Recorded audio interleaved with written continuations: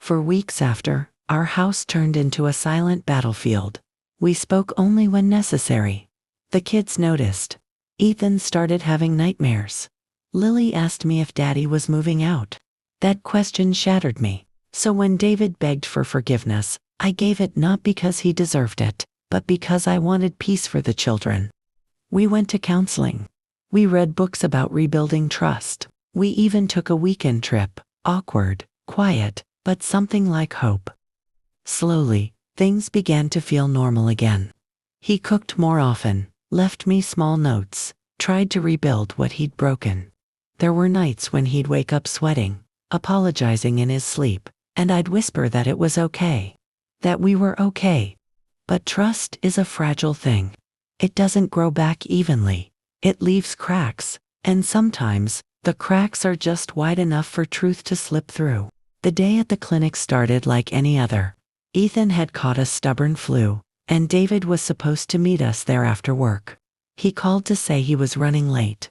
When the nurse handed me that envelope, just a record update for Mr. Reynolds, I almost didn't take it. But she insisted.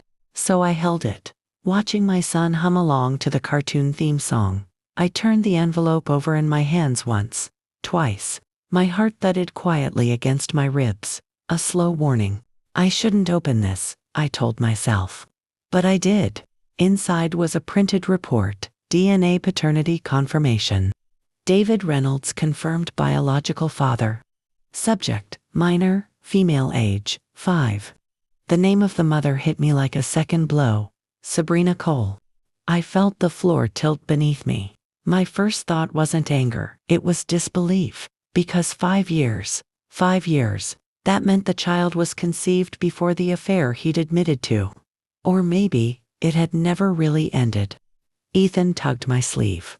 Mom, are we going soon? I couldn't answer. My mouth had gone dry. I folded the paper back into the envelope, sealed it again with shaking fingers, and smiled at him, or tried to. Yeah, baby, I said softly. We're going soon. On the drive home, my mind replayed every moment of the past year. Every late-night call he said was work. Every business trip that ran long. Every time he'd gone quiet when I mentioned forgiveness. He had a daughter. A secret daughter. And for 5 years, he'd kept that part of his life buried, right beneath our roof of honesty and second chances. That night, when he walked in, he kissed me on the forehead like always. He smelled like sawdust and cologne. I watched him set down his keys, his phone, his wallet. The same hands that had once promised me forever had been holding another child. I said nothing. Not yet. I needed to breathe. I needed to understand what kind of man I was living with, and whether the truth would destroy what little piece I'd tried to rebuild. I told myself I'd wait for the right moment. But moments like that never really come. The next morning, I found him in the kitchen, humming as he buttered toast. The kids were still asleep. The sun was gentle through the curtains, the smell of coffee filling the air. It could have been a perfect morning if I didn't know what I knew. I sat down at the table, the envelope beside me. David, I said quietly, we need to talk. He looked up, smiling, and then his face changed when he saw the envelope. Where did you get that? He asked, his voice already cracking. I didn't answer. I just slid it toward him. 5 years, David, I whispered. 5 years, and you let me believe we were fixing things. He didn't deny it. He didn't even reach for the envelope. He just sat there, staring at me, and then, very softly, said, I was going to tell you. My heart broke all over again. I used to think silence was peace. But after the affair, silence became something else, a wall I could feel but couldn't see. Michael started spending more time in the garage. He said he was fixing up the old truck, the one he'd been promising to sell for years. I didn't think much of it at first. It felt almost comforting that he had a project, something normal, something that wasn't about us. But then, I started noticing the little things again.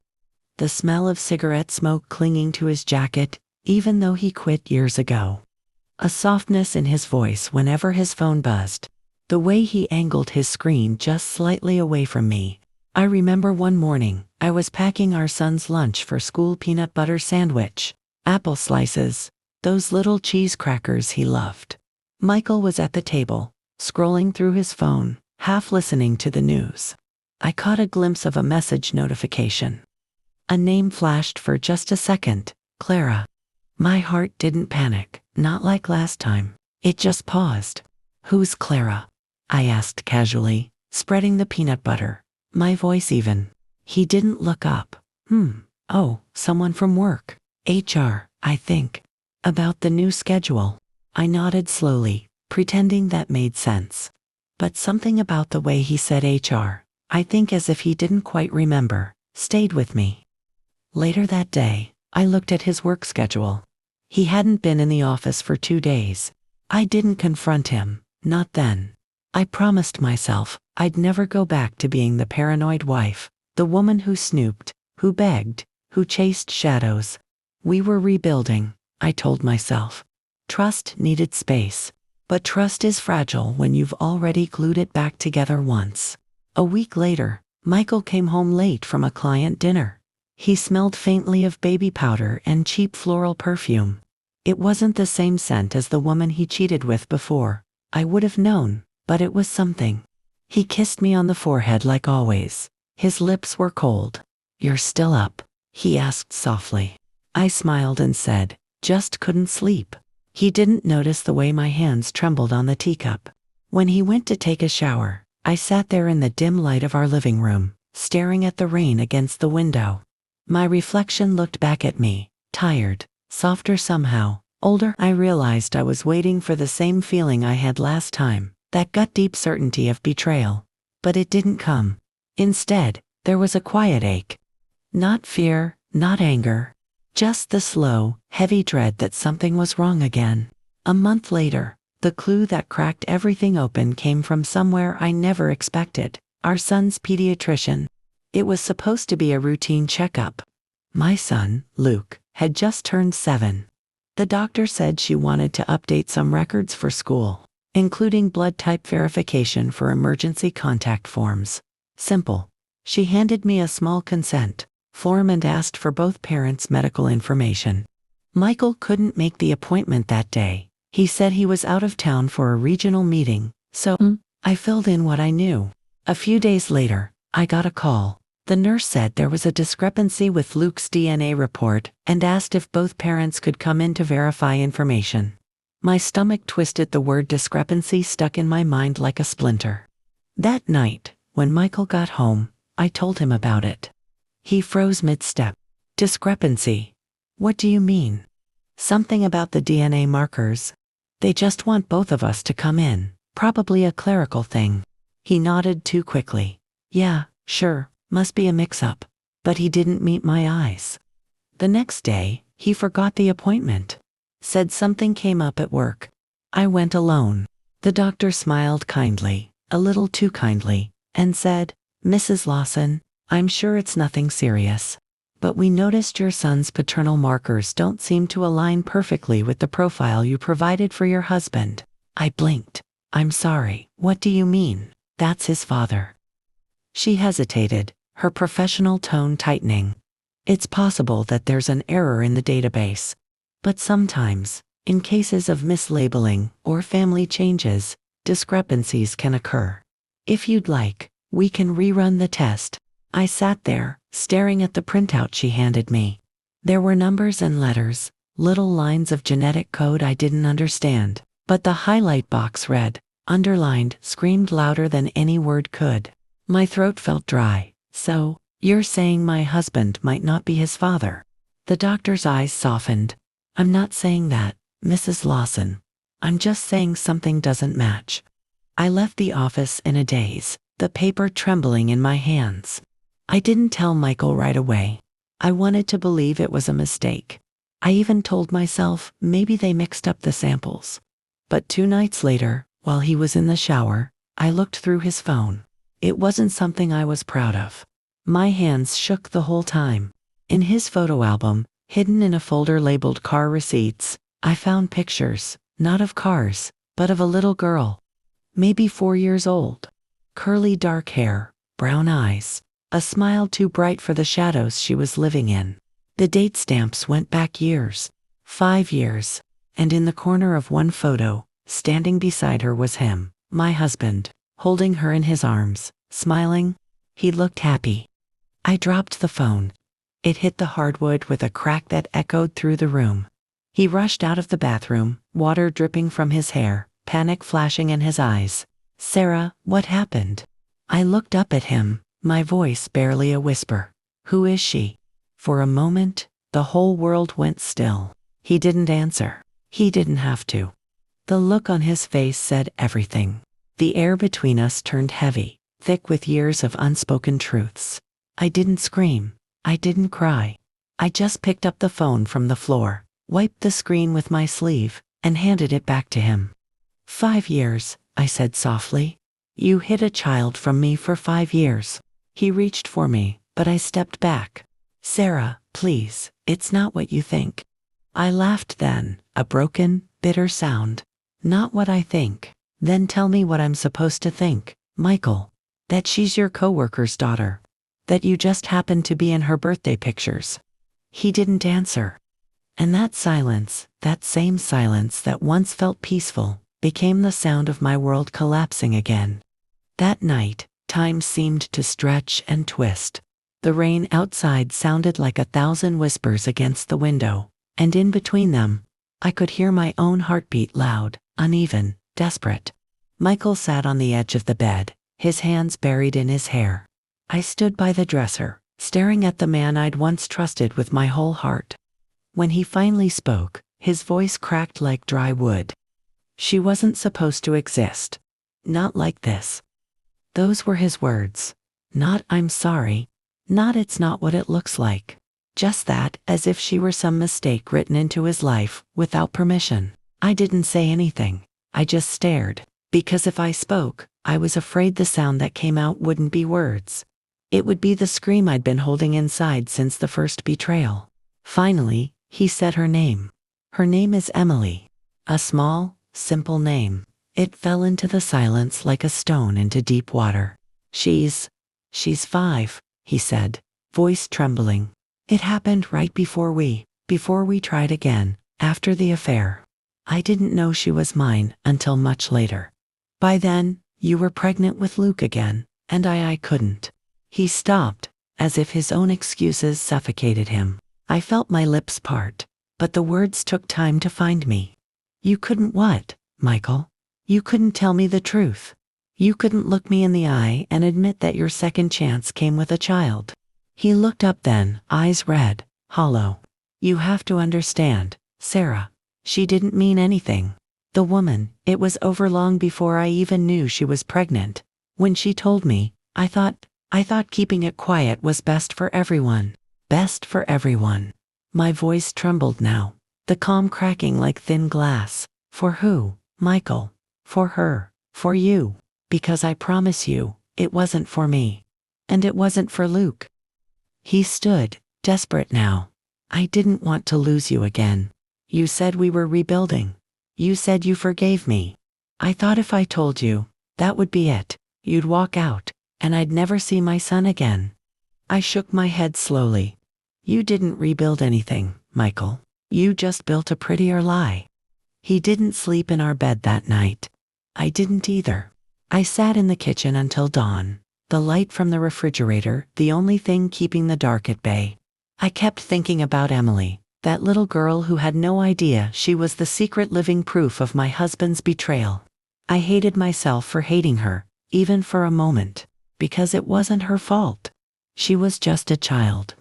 An innocent heart caught in the mess 2 adults made. When morning came, I packed a small bag for Luke and took him to my mother's house. She didn't ask questions at first, she just saw my face and opened her arms. I cried then, for the first time in months. Big, ugly, body-racking sobs that I'd been holding in since the day Michael first cheated. When she finally asked what happened, I told her everything. Her face hardened, the way mothers' faces do when they realize their child's heart has been broken beyond repair. She didn't curse him. She didn't yell. She just whispered, "Baby, some men mistake love for ownership. But love built on lies always collapses. I nodded, but I didn't feel strong yet. I just felt hollow. For days, Michael called and texted. I didn't answer. Then one evening, he showed up at my mother's door. He looked wrecked, his eyes sunken, his shoulders slumped. "Please," he said softly when I opened the door. "Just let me explain everything." I almost closed it in his face, but part of me, the part that still remembered the man I fell in love with, wanted to hear him out. So I let him in. We sat across from each other at my mother's dining table, the same table where we once celebrated Luke's first birthday. Now it felt like a courtroom.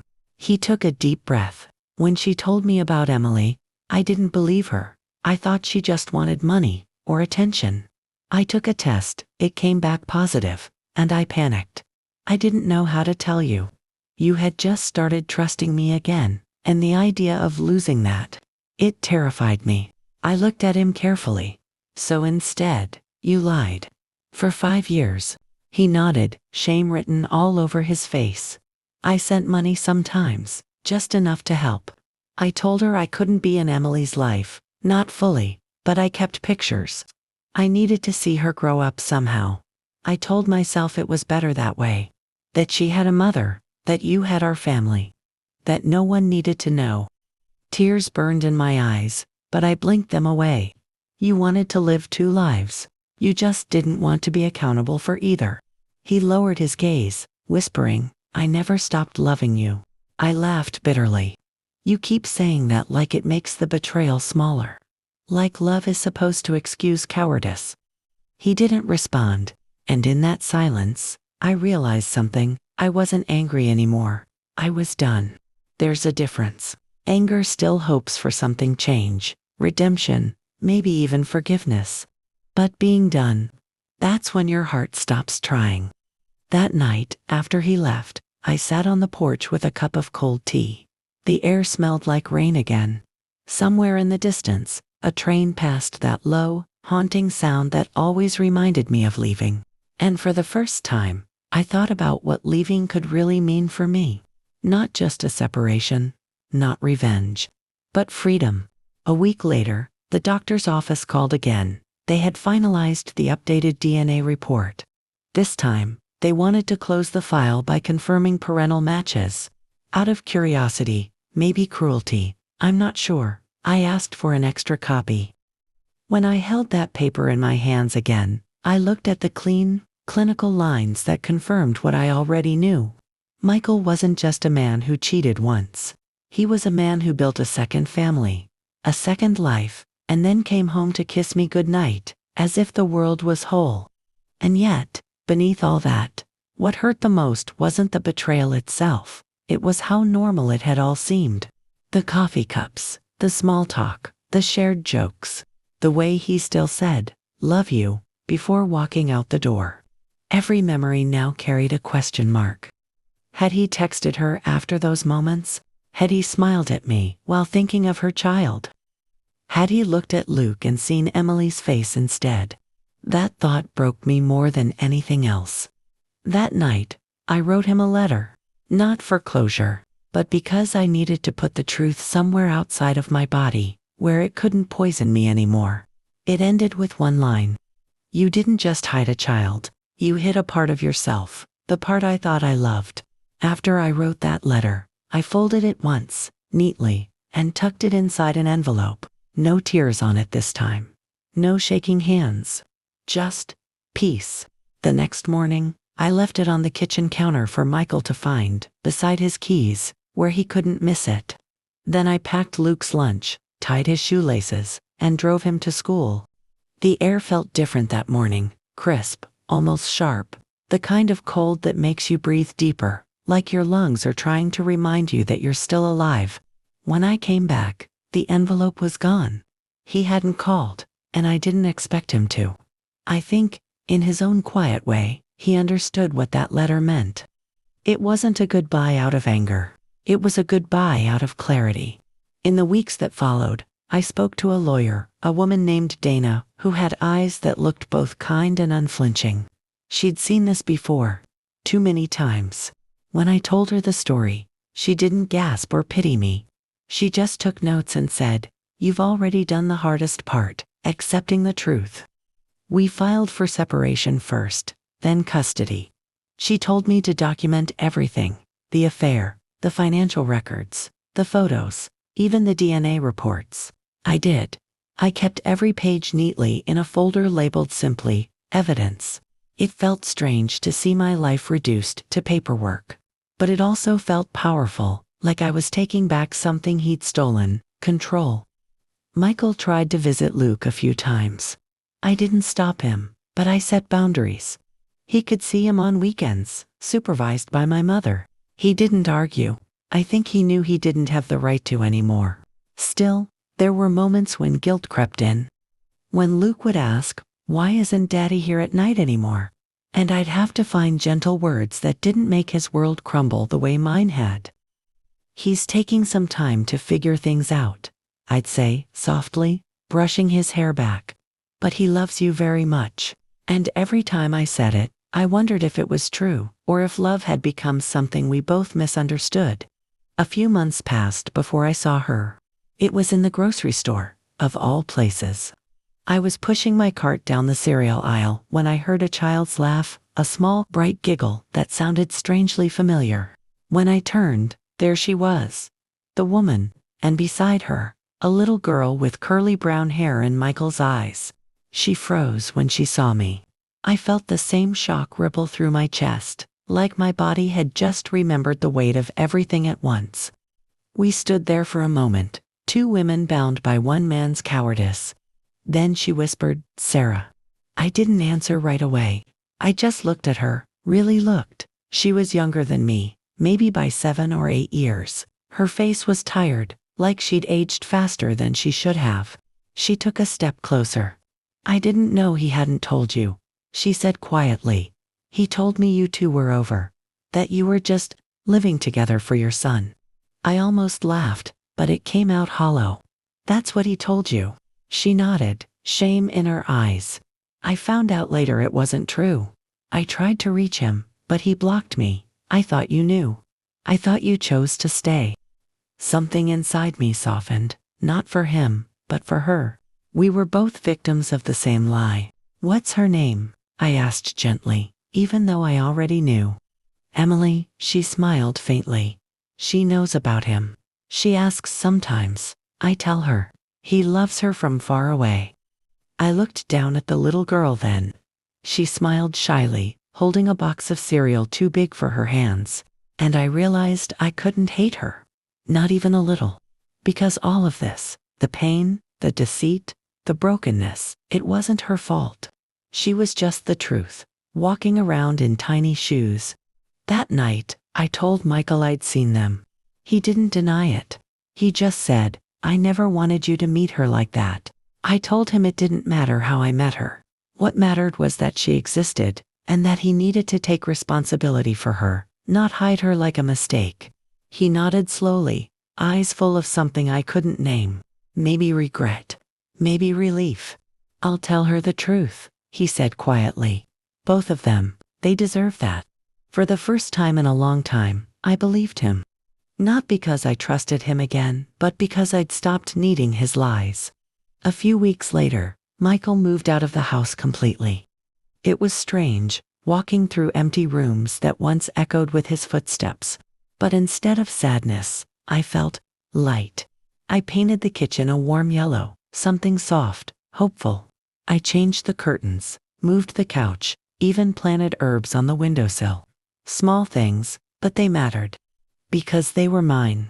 Every change was like reclaiming a piece of myself he'd taken without asking. Then came the court date. Michael showed up in a suit that didn't quite fit him anymore, not physically, but emotionally. The judge listened, the lawyers spoke, and at the end, custody was awarded to me. He'd get weekends, visitation, and shared financial support. It was fair. And for once, fairness didn't feel like loss. When the hearing ended, he approached me in the hallway. "Sarah," he said softly, "I know sorry isn't enough, but thank you for not destroying me." I looked at him, really looked, and said, "You did that yourself, Michael." I just stopped trying to save you. He nodded slowly. And then he walked away. That night, I tucked Luke into bed and sat by the window, the sound of rain returning like a familiar friend. Only this time, it didn't sound like sadness. It sounded like cleansing. The next day, I received a message from her. I wanted you to know. Michael came by today. He told Emily everything. Thank you for letting him be honest. I stared at the screen for a long time. Then, slowly, I typed back. She deserves the truth. We all did. And with that, I set my phone down and exhaled. The air felt lighter. Like finally, after years of carrying his secrets, I could breathe again. Word travels fast in small towns, faster than truth. Sometimes, by the time the court ruling came through, people had already started whispering. Not loudly, not cruelly, just that soft kind of gossip that lives between coffee spoons and front porches. They said things like, "Poor Sarah, she's been through so much. He always seemed like such a good man." At first, I hated it. The pity, the sideways glances at the grocery store. The subtle silences when I walked into Luke's school events. But over time, I realized something. Their whispers couldn't hurt me anymore, because I wasn't hiding. I wasn't pretending. Michael's secret wasn't my burden to carry anymore. The truth came out quietly, not like an explosion, more like slow sunlight finding its way into every dark corner. It started with a Facebook post from his sister, of all things. She shared a photo of Emily and Luke playing together at a park, smiling, holding hands, two innocent kids who shared the same eyes.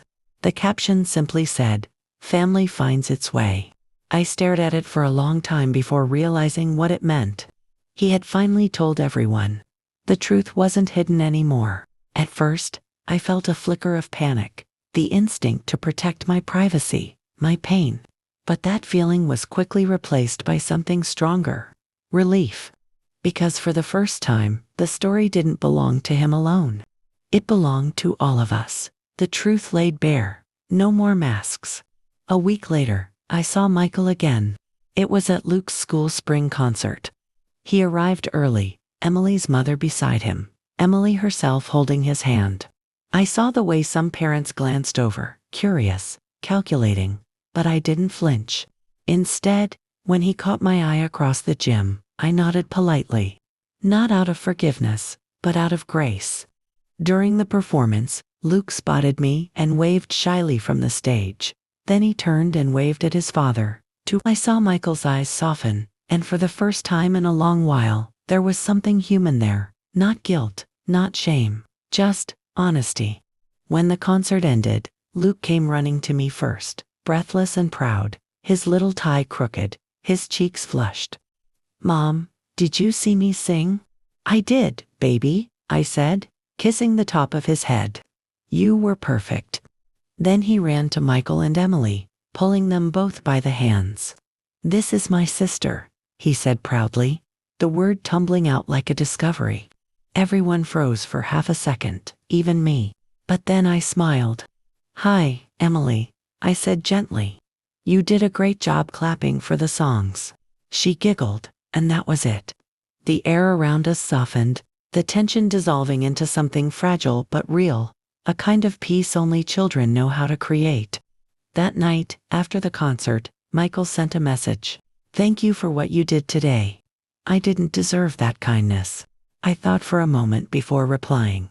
"You didn't, but our kids did." Because that was the truth of it. I wasn't being kind for him. I was being kind for them. For the little boy who still believed in good fathers. For the little girl who deserved to see her own worth reflected, not hidden. In the months that followed, life began to take on a new rhythm. Michael became more consistent, showing up to Luke's games, sending school supplies, even taking both kids on short day trips. He wasn't perfect, but he was trying. And for the first time, his effort didn't come wrapped in excuses. I learned how to live differently, too. I took on extra work at the clinic, spent weekends painting the living room with Luke, and joined a book club full of women who'd all survived some version of the same story. We laughed more than we cried. And that, in itself, felt like healing. Then one evening, nearly a year after the truth came out, I got a message from Emily's mother. "Hey, I know this might be strange, but Emily's birthday party is next weekend. She keeps asking if Luke can come. No pressure at all. I just wanted to ask." I stared at the text for a long time. It felt surreal, the thought of stepping into that space, seeing Michael there, surrounded by reminders of the family he created behind my back. But then I looked over at Luke, who was sitting on the floor building Lego towers, humming to himself. He deserved connection. He deserved to know that love doesn't have to be divided. So I typed back, "We'll be there." The party was simple, a backyard filled with balloons and laughter. Children running in circles, the smell of cake and sunscreen in the air. When Emily saw Luke, she squealed and hugged him. And when I saw her mother, we shared a small, knowing smile. Two women who'd lived through the same storm, and somehow made it out on opposite shores. Michael was there too. He looked different now. Not the man I married, or even the man who lied to me. Just a man trying to be better. When he came over, he said quietly, "Thank you for coming." I smiled faintly. "It's not about us anymore." He nodded, "I know." For the rest of the afternoon, I watched Luke and Emily chase bubbles across the grass, and for the first time, I didn't feel resentment. I just felt acceptance. Because pain, when you let it breathe long enough, turns into wisdom. And forgiveness, real forgiveness, isn't about letting someone back in. It's about letting yourself go free. That night, after putting Luke to bed, I stood by the window again, the same spot where I once cried over his betrayal. Outside, the world was quiet, the stars sharp against the dark. And in that silence, I realized something simple but powerful. I hadn't just survived him. I'd outgrown the version of myself that needed his love to feel whole. A year and a half later, life had settled into something that looked a lot like peace. Not perfect, but peaceful. And sometimes, that's even better.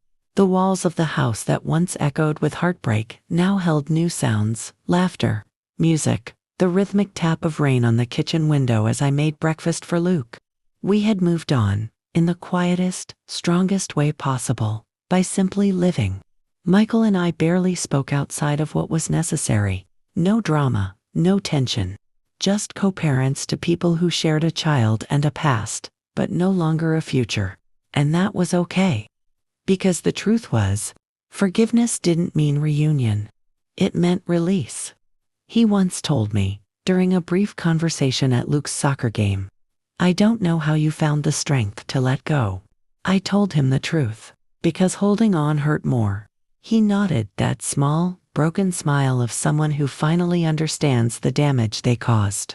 And that was the last real conversation we ever had.